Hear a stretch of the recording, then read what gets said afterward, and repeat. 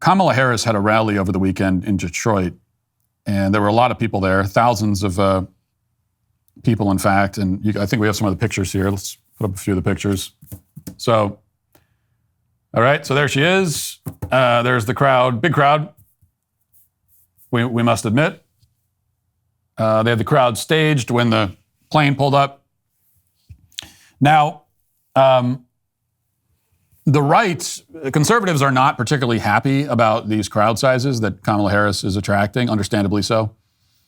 And I'm on the right, and I'm not happy about it. I mean, I'll admit that, and I'd prefer if that wasn't happening. It's not my favorite thing that's happening in the world today, I'm willing to admit.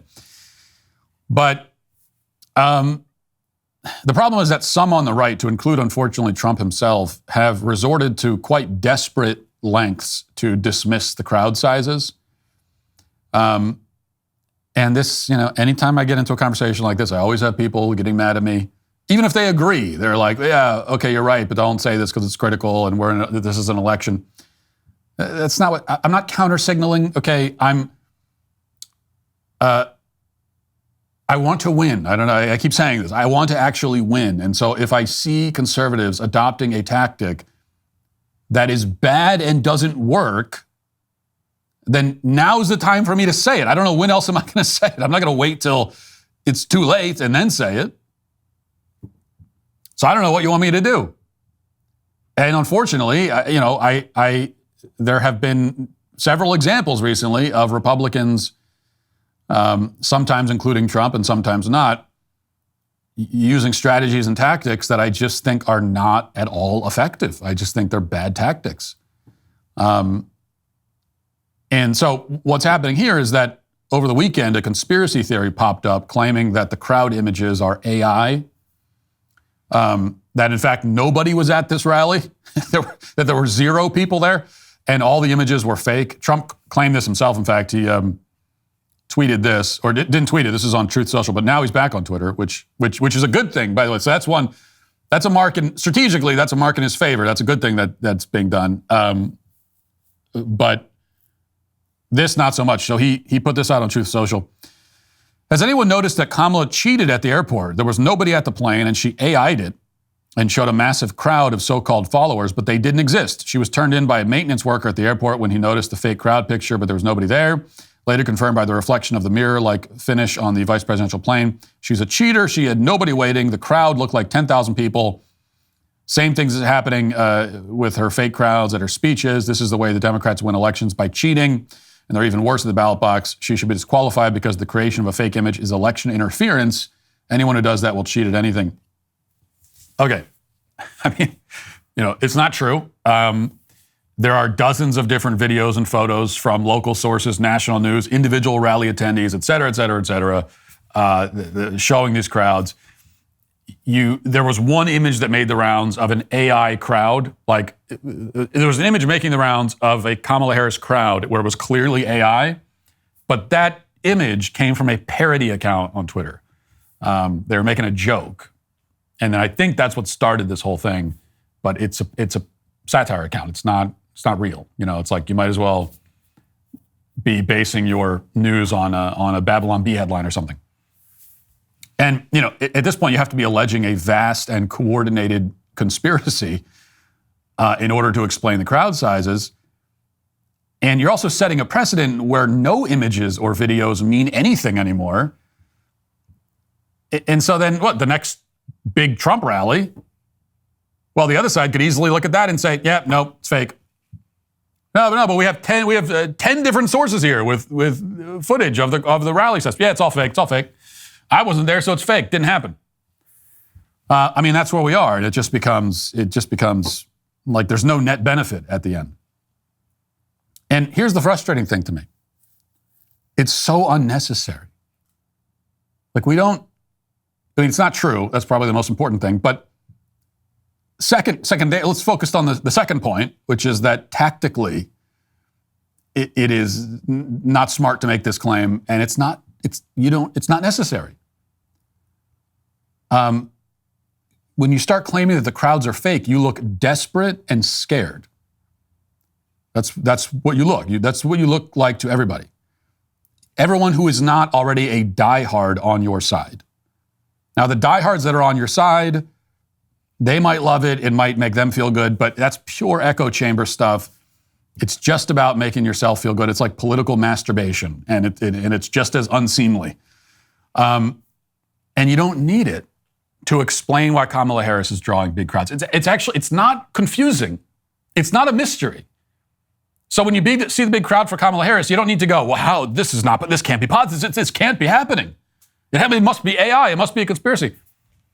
No, she's drawing big crowds because she has the entire media and Hollywood machine generating hype for her.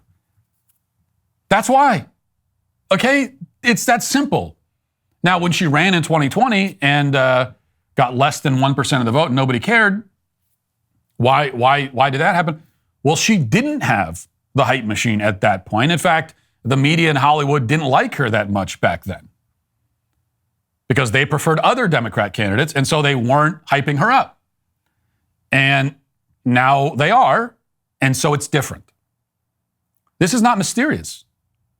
And now, I don't think we should spend a lot of time talking about Kamala's crowd sizes at all. I don't think we should spend a lot of time trying to explain them, because to focus on it at all is also not tactically smart. And if you focus on too much, you still look like desperate and like you're trying to explain it away. But if it comes up, I mean, this is the actual truth, that this is why they're there.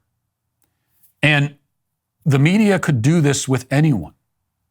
Okay, they could pull any random person off the street and turn them into a star. Anyone. If they just plucked you off the street walking by one day and said, hey, Bob Smith, you're a star now. You're the biggest thing ever. You're a person of the year. We're going to put you on Time Magazine. If they did that, they could make you into a major star, just like that. Less than 24 hours. Now, it'll be fleeting. Probably. It's not going to last forever. So the media can't maintain that artificial stardom indefinitely, but they can make you a star for a season. It's going to burn hot and burn fast and burn out, but they can do it. Unless, now, eventually you have to get by on your own star power. So they can kind of give you this totally artificial boost. And if you happen to be also a person of charisma and talent and all of that, then maybe you can maintain it yourself. But if you don't have any of that, then any of that star power, then the balloon will inflate. And this is the situation Harris is in. The advantage she has is that she only needs to coast for a couple of months. She only needs to keep that. She doesn't have any star power. She doesn't have any charisma. She doesn't have any real talent. There's nothing interesting or exciting about her as a person. And that will become evident to all of the sheep that are getting caught up in the hype right now. But Harris knows, and the Harris campaign knows, that they just need to keep this balloon inflated for a couple of months. That's it. Once she's in office, yeah, the novelty will wear off quickly. All the star power. If she actually ends up in office, she runs for re-election in 2028. It's not going to be the same crowd sizes because by that point, it'll be this weird phase right now where Kamala Harris is being treated like a star will be distant, ancient history. But they're not worried about that because at that point she'll be running as an incumbent. She'll have those advantages. I mean, she's an incumbent now, but she's not the incumbent president. So the media Hollywood machine is just betting that they can keep the balloon afloat for that long at least, just a couple of months. And maybe they can. And once again, this is not mysterious. The media Hollywood machine, this is what they do. This is what they're good at. It's the only thing they're good at. And they can do it with anyone. I mean, somebody compared it to the Tuah girl. Okay, and that's a phenomenon that I never talked about on the show because I, up to this point, have refused to acknowledge that someone can be made famous just for making a crude sexual reference in a 10-second internet video. Like I just could not bring myself to acknowledge that we are at that point culturally where that is enough, just that. I didn't want to acknowledge it because it's annoying, but it happens to be true. So the Tuah girl made a crude sexual reference in a 10-second video, and next thing you know, she's like a celebrity. She's everywhere. I saw last week, I think it was, she was being interviewed by Bill Maher. What? Why? Interviewed about what? Are you going to spend an hour talking about that video? Like, what is there to say about it? Does she have any other interesting things to say about anything? I don't think. I watched just because I wanted to know, like, does this person also happen to be incredibly interesting on top of it? You know, and I listened for 5 minutes to a clip. It's like, no, nothing to say. Absolutely nothing to say. But that doesn't matter right now. They decided to make her into a star. It's not going to last. A year from now, the Tuah girl isn't going to be a legitimate celebrity with sustained fame. At a certain point, as I said, you do have to stand on your own 2 feet. You have to be able to do something. You have to be able to create something. So can the Tuah girl sing? Can she act? Can she... does she have anything interesting to say? Could she host a talk show or something? If she does have those abilities, then she may be able to take this very weird, fleeting 15 minutes that's lasted longer than 15 minutes, but won't last forever. And she may be able to parlay it into something, but she has to have that talent. If she doesn't seem to, then it'll just go away. You can't live forever on a gimmick, especially a gimmick as utterly vacuous and lacking in substance as this. But the point is, this girl got like a month, maybe more, out of this.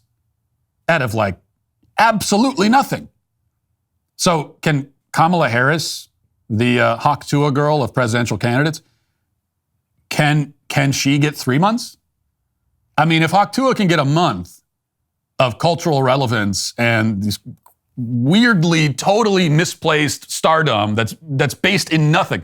If she can get a month out of it, and the media is not even trying that hard to make her into a star, can they get Harris 3 months?